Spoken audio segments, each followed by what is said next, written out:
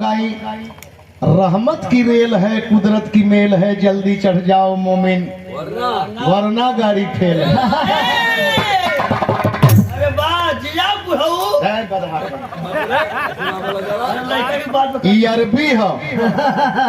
देर क्यों करते हो तुम, इस तरह क्यों हो गुमसुम? चढ़ना है जल्दी चढ़ जा,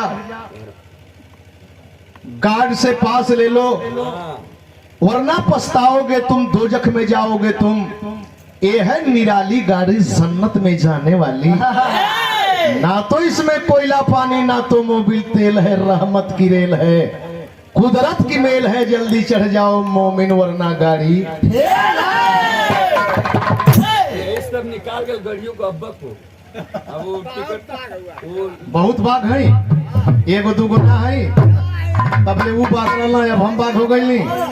अरे वाह रे बाबा आसाराम बापू, हम का आसाराम हो बापू, लोगों ने हम का आसाराम हो। तनी से कुछ बजा दे लोगों।